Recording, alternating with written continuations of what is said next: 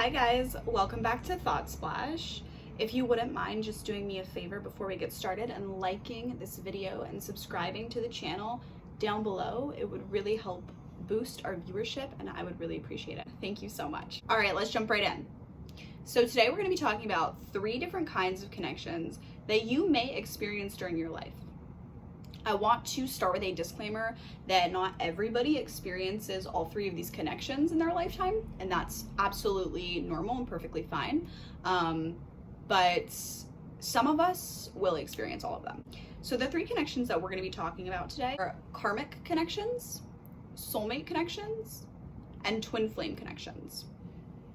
So the first connection type that we're going to be talking about is karmic connections. Anybody who knows anything about karmic connections knows I'm already tired. So karmic connections are a lot. Basically, what a karmic connection is there is karma between you and your soul and another soul, and you have reincarnated in this life in part to work that karma out. So karmic connections are people that you have soul contracts with, and part of that soul contract is to work your karma out with them in this lifetime. Karma is messy, guys. These connections are difficult, they're messy, they're painful. These are the partners and the relationships that you might feel yourself being drawn back to over and over and over again. You might just keep going back. And it's painful. Sometimes it's toxic. Basically, karmic connections teach you hard lessons that you need to learn about yourself. There's often a student-teacher dynamic, but both partners typically leave the relationship having learned something deeper about who they are and what they need. It's just the way that comes about is very painful. Karmic relationships test you. They are addicting. They are difficult to leave. They often leave you breathless in every sense of the word. And they're the relationships that really, really, really are crucial to helping you figure out what your past life karma is, work through that in order to transcend it and move on. So spiritual teacher Mariam Hassan says, break up not only with the person, but with the pattern. So what you don't want to do is you don't want to think, oh yay, I left a karmic relationship and now everything's great and I'm fine and I've worked my karma out and I can move on. No. It's more difficult than that. Typically, after leaving a karmic relationship, you may have worked out some of your karma with that person, but because the breakup with this person is typically very difficult, you need to take some time to figure out what you think that karma was with this person. Because you need to know what that karma was. And that's the only way that you're going to be able to transcend that karma, is by working through it and figuring it out. All right, so the next type of relationship connection that we're gonna be talking about is soulmates. All right, guys, before I say anything else, soulmates are not what is depicted in popular culture for the most part. Those are not examples of soulmates. Soulmate connections are not one in a lifetime loves. That's not what a soulmate is. We actually have a lot of soulmates. There is not just one soulmate for everybody.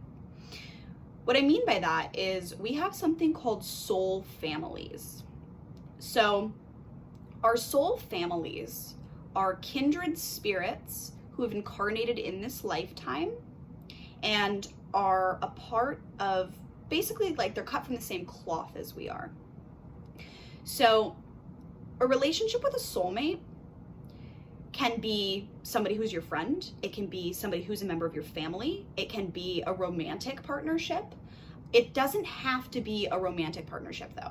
I want to make that very clear, because when people hear soulmate, they think, oh my God, it's my true love. And I mean, that's possible, But like I said, we have many soulmates, and these soulmates are not always romantic. For the context of this video, though, we will talk about soulmates that are romantic. So romantic soulmates, they also teach us lessons, but the lessons that they teach us, they're taught in a much softer way than the way that we would learn a lesson from a karmic partner. Soulmate relationships typically feel lighter, they feel clearer, more energetically sound, less dark and heavy than karmic relationships is a big difference between karmic and soulmate relationships. Soulmate relationships are you typically have them with people that you have things in common with.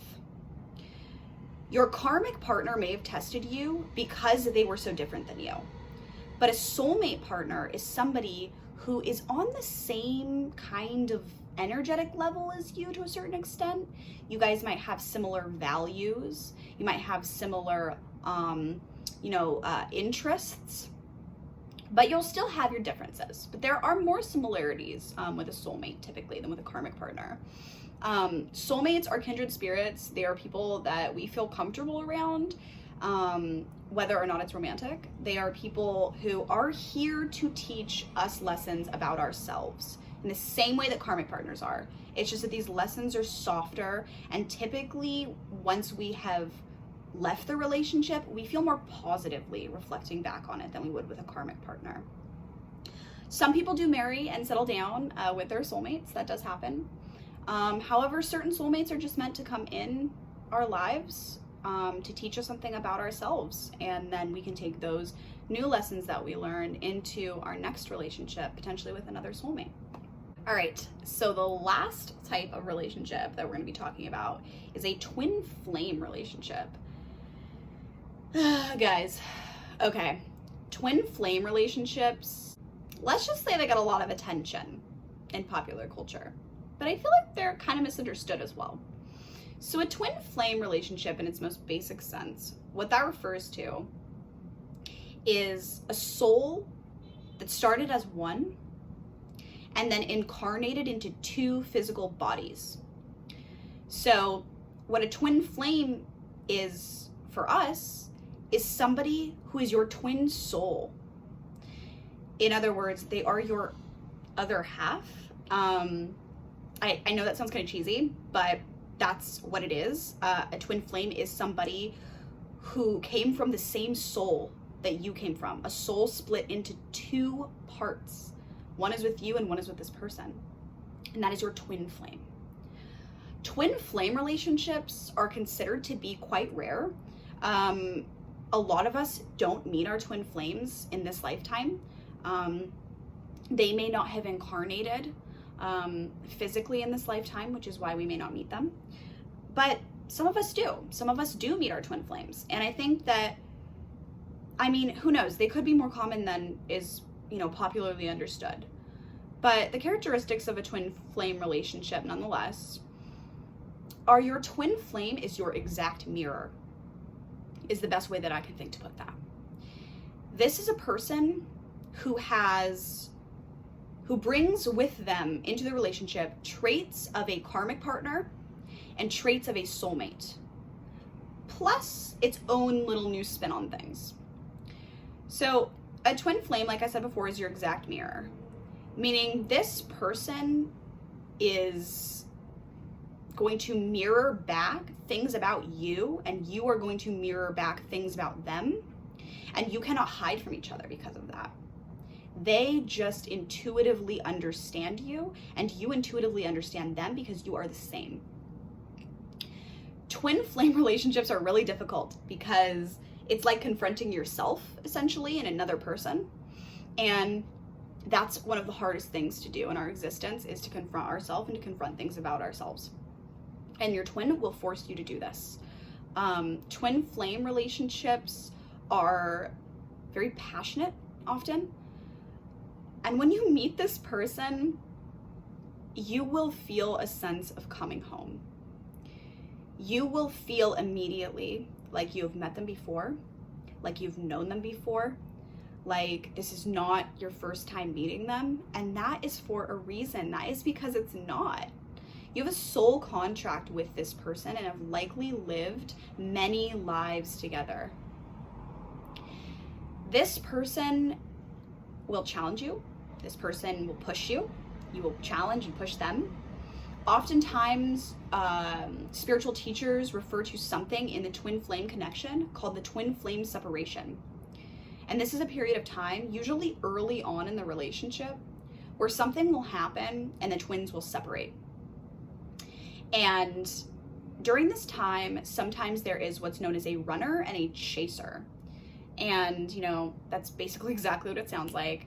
But during the time that the twins are apart, it's imperative that healing and growth happens so that these two people can come back together in a kind of perfect union for one another. When they're in separation, when you're in separation from your twin flame, you will still know intuitively that this is the person that you are supposed to be with. They will always be with you, even in separation.